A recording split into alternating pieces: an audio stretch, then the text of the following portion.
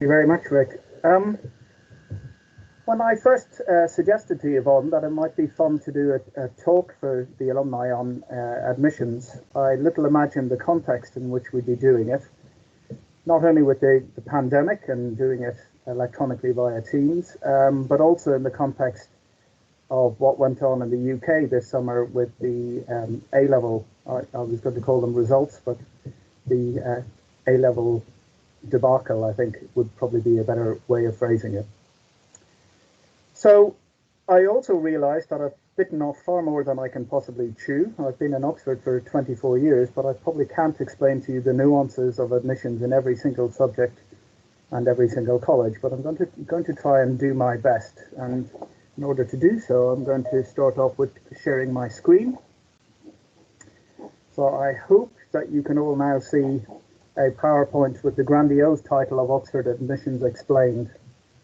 And what I'm going to do is I'm going to try and go through in the next 20 minutes and give you a little bit of a flavour for how the process actually works, because one of the things that became very clear to us this summer was that there was a bit of a disconnect between how people perceive the process to work and how it actually works. So to kick off with, and it goes without saying, admission to Oxford is a very competitive process. And so I've put together a little slide here that illustrates the journey to Oxford and to Exeter College in 2020. And so on the top left-hand side, we have the applicants, and in total, 23,391 people applied to Oxford for admission in 2020. Of those, roughly 2/3 were from the UK and 1/3 were from overseas. And of those, 722 applied to Exeter. And again, roughly 2/3 of the Exeter total were from the UK. Now, they go through an admissions process, which I will go through in a minute, which ultimately leads to an offer. And this year, Oxford made a total of almost 4,000 offers, and that's an offer rate of about 16%. Similarly, Exeter, we had a total of 722 applications, and we made 114 offers in the end. And that's an offer rate of, again, very close to 16%. And this year, partially because of the situation we found ourselves with the A-levels, at Exeter, we have 112 first years starting this year. In the university, as of late September, had 3,610. Now that number for both the college and for the university is about 10% higher than what we would normally have starting in the first year. Some of that expansion was planned. The university launched a new scheme this year, Opportunity Oxford, aimed at attracting and admitting students from previously disadvantaged backgrounds. So there were an extra 100 places that made available through that scheme. And as I said, the remainder were made up of offer holders that were admitted on the basis of centre-assessed grades rather than the algorithms. And I may mention that again later. But the key point out of this slide is that it's very competitive. And on average, only 1 in 6 of the applicants who start the process will end up getting an offer, and a slightly smaller proportion will end up on course in any given year. Now that competitiveness is not evenly distributed, and so what this diagram shows is the applications to different courses, and these are applications for 2018 entry, and so you can see that PPE attracts an enormous number of applications, well over 2,000 applications, of whom only 1 in 8 will get an offer. And you can work your way down then the different subjects that people have applied for. And on the right-hand side is the offer rate. And so you can see that there are some subjects that are massively oversubscribed, and in particular, I would flag economics and management. So that has a success rate. In fact, in 2019, its success rate was down at 6%. So only 6 out of 100 applicants actually end up getting an offer. And computer science has a success rate of only about 7%. Conversely, there are some other subjects. One that's not on here is theology and religion, and that has a success rate of near 50%. So 1 in 2 of applicants to that will get in. So the first point to make is it is indeed very competitive, and the next table simply takes some of the previous numbers but rolls it out over a 3-year average from 2017 to 2019. And this is really just to illustrate how competitive it is to get in. The other point I want to make about how competitive it is that people very often focus on 3A candidates, so candidates who get 3 A's or better at A levels.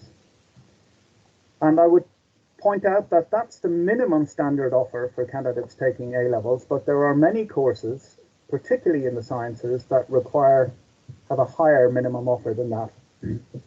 All sciences require at least 1 A star at A level, and many require 2.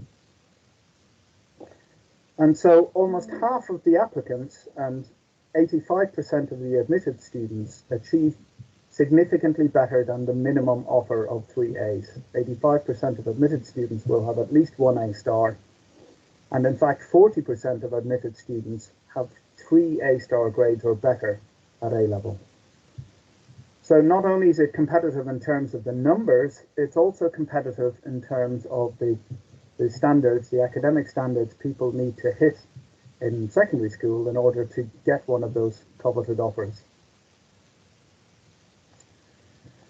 And there's also some variation in colleges. And what this graph on the left is illustrating is the average number of college applications between 2017 and 2019. And at the bottom here, we can see colleges such as Brasenose and Worcester, who receive more than 1,000 applications in any given year. Exeter sits on the high end of the middle of the pack. As we saw, we receive over 700 applications in a year, and then a number of the smaller colleges attract much fewer direct applications. One thing I should say is that 1 in 5 of our applicants, or 18% of all applications, are open applications, so they don't specify a college on their application. And so if we were to put that as a college in itself, it would actually be the biggest bar on this. And because there's a large variation in the number of applicants per college, unsurprisingly, there's a large variation in the number or the percentage of those applications that get accepted. And so Brasenose, it has by far and away the highest number of applications, and therefore it has correspondingly the lowest proportion of those applicants who get accepted at Brasenose. Now, if applications were handled solely by the colleges, there would be the potential here for some glaring inequities in terms of how applications would be handled and in people's chances of getting in. And of course, any applicant looking at this would instantly realize that they would decide that were they to apply to some of the colleges up here, they would have a much better likelihood of getting in than the colleges down here. Now, fortunately, that's not the case. And what we'll see is that there is an awful lot of intra-collegial and faculty level collaboration that smooths out some of these effects. And that collaboration takes place under what we call the Common Framework for Admissions. And this is an agreement that all the colleges reached in July 2006. And it has a number of key principles. The key principles are that Oxford wishes to attract and admit students who are academically able and irrespective of their socioeconomic, ethnic, or national origin. We want to ensure that applicants are admitted solely on the basis that they're well qualified and have the potential to excel in their chosen subject. And we want to ensure that the prospects of admission, the chances of getting in, are not affected by the college an applicant has chosen. And so the way we try and achieve that is, as I've said, there's a lot of collaboration that takes place between the colleges, and there's a lot of transfer of candidates between colleges throughout the admissions process. And that's illustrated in this particular graph on the right-hand side here, where we where I plotted the proportion of the students that are accepted on course in these individual colleges that have been imported. And so you can see a number of these colleges import a large number of the people who actually end up studying in those colleges. In the case of some of them, even a large college like St. Hugh's, almost 60% of the students who are admitted to St. Hugh's did not choose St. Hugh's as their college of application. And Exeter sits down here. About 15% of the students that we have on course did not choose Exeter as the college they applied to. And in fact, if we include the 18% of open applications and assume that they are more or less evenly distributed amongst the college, almost a third of the students on course at Exeter did not choose Exeter as their college of application. Now, the effect of this is that it actually smooths out to a large extent the intra-college variations in the proportion of applicants that get accepted. So this graph shows you the proportion of applicants to a particular college that have found a place somewhere in the university. So that will either be at the college they apply to or at another college. And this significantly damps the intra-collegial variation that I showed you on those previous diagrams. Now, there are still going to be some variations, and the variations in this case may well relate to the subject mix that's offered at these different colleges. And so if we have colleges that tend to offer more of the subjects that are highly sought after, that may well then affect the overall percentage success rate of their applicants.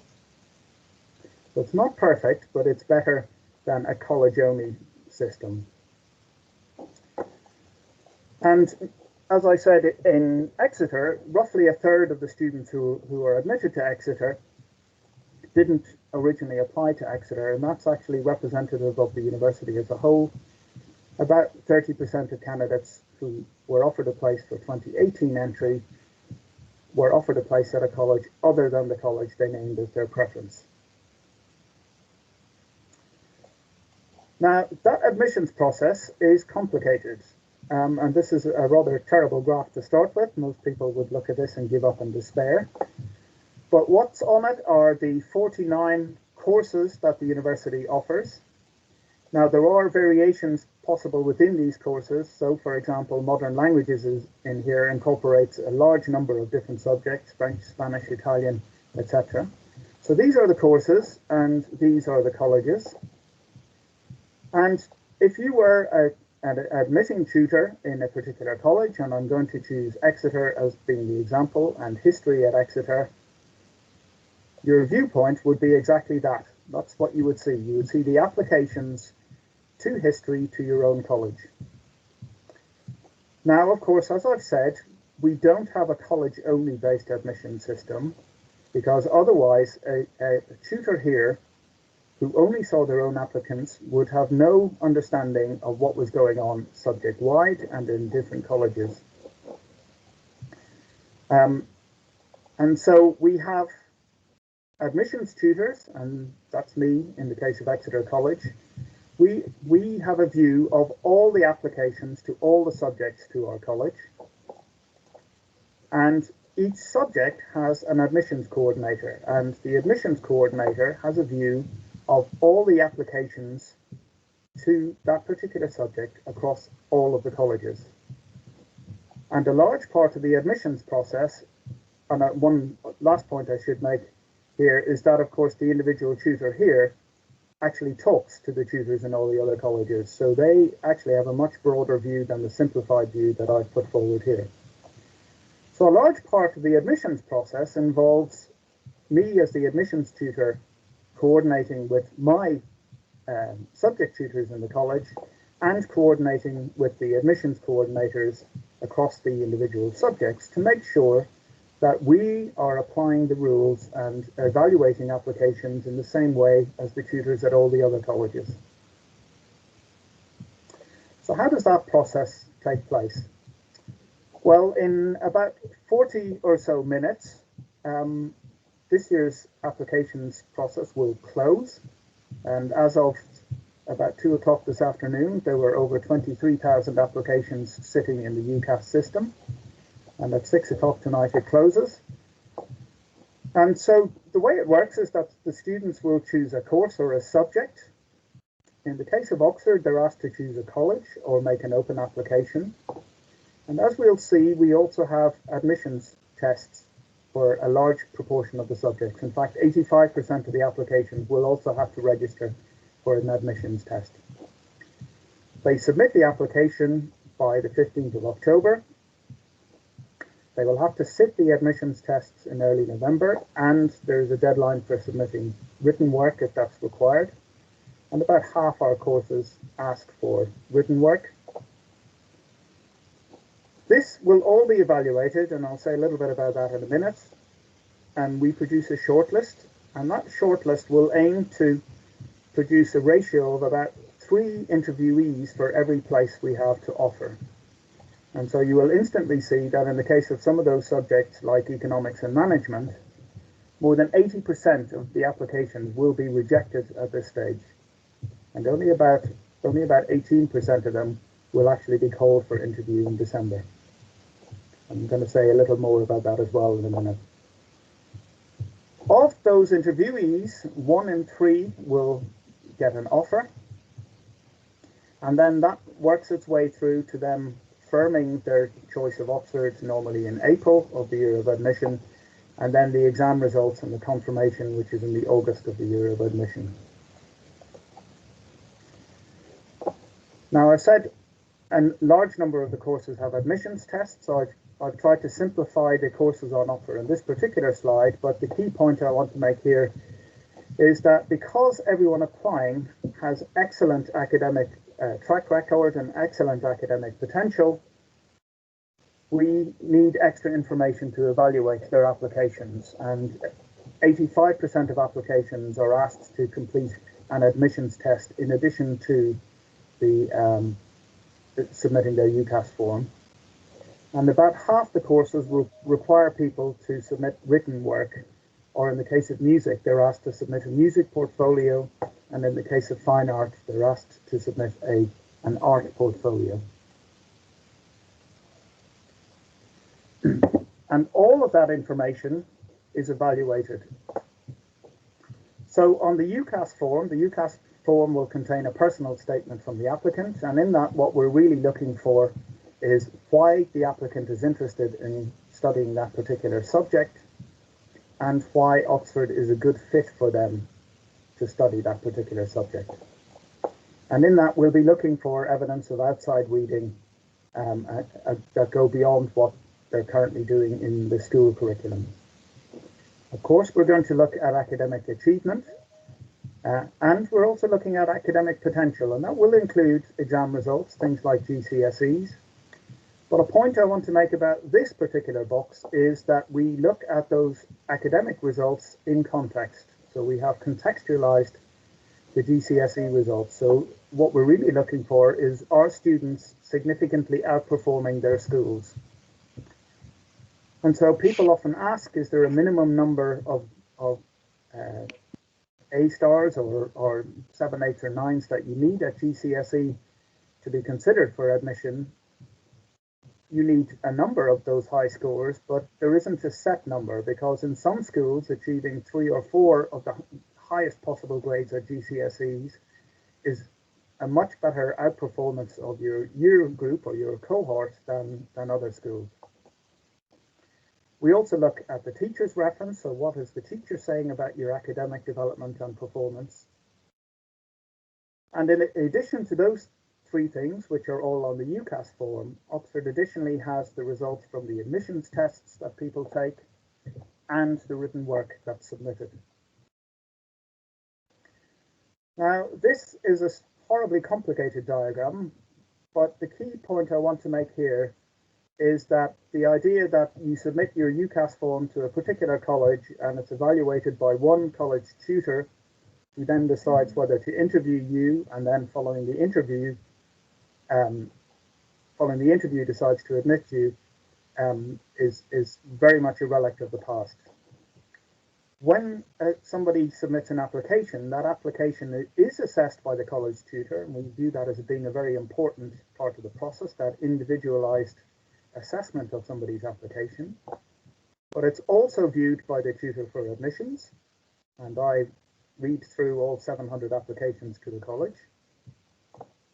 And it's also assessed centrally by the faculty admissions coordinators. And often, particularly in the very large subjects, there is a team of experienced college tutors who actually act as faculty assessors for these applications. And the admissions tests and the submitted works, in most cases, are marked centrally. Now, the balance between the work that's done in the faculty and the work that's done in the college varies enormously across subjects. So, for example, in medicine, almost all the assessment is done in this blue stream at the very top. It's almost all done at the faculty level. It does involve college tutors, but they are very much acting as faculty assessors.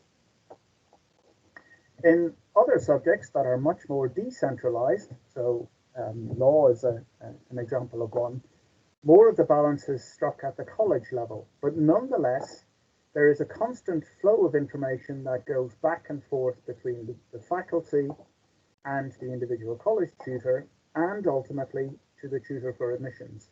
Because part of my role is to make sure that we are treating applicants to Exeter in the same way that applicants to all other colleges are being treated. And in most subjects, there is a faculty-wide ranking that's produced. And of course, internally within the college tutor will produce a college ranking. And those are melded together. So we look at how our college rankings meld with the faculty-wide rankings. And there's an iteration at that point that produces the shortlist. And these are the students that are called to interview every year. So, as I said, these are the pieces of information that go into the shortlisting. And then, of course, we have the Oxford interview that a large number of people sitting in on this call will have gone through. The whole point about the Oxford interview is that it's in some senses emulating a tutorial. So the idea is it's assessing whether people are prepared to engage with a very questioning style of learning. And essentially the idea is we're trying to look whether people are able to think independently and critical. We're trying to gauge their motivation and commitment to the subject. And we're trying to assess their engagement with new ideas. As I said, we typically interview 3 candidates for every place. But the decision to admit somebody is not solely based on that interview. All of the assessment that has gone into the previous aspects, so the personal statement, their previous academic record, the teacher's reference, the written work, and the admissions test, that's all melded in together. And the example I'm giving here, this is how history approaches. At a faculty level, they make their shortlisting decisions primarily on the contextualized GCSE score and the history aptitude test. At pre-interview, sorry, that should read 20% for the history written work. Otherwise, we end up with 120%. So it's 40, 40, 20. And then post-interview, the interview does count for a significant fraction. It counts for 30%. But it's not the be-all and end-all. Everything that's previously been done still factors in. Now, the interview performance is, again, primarily assessed by the college tutors in this case. And that's where the sort of individualized aspect of the Oxford admissions really kicks in. They are the ones who carry out the interviews. They are the ones who assess the interviews. And they feed that information back into the central faculty. And the central faculties will include that information and incorporate into the assessment to produce a faculty-wide ranking. Again, at the college level, the college tutors factor in the interview performance, again, while still including the other aspects and produce college-wide rankings.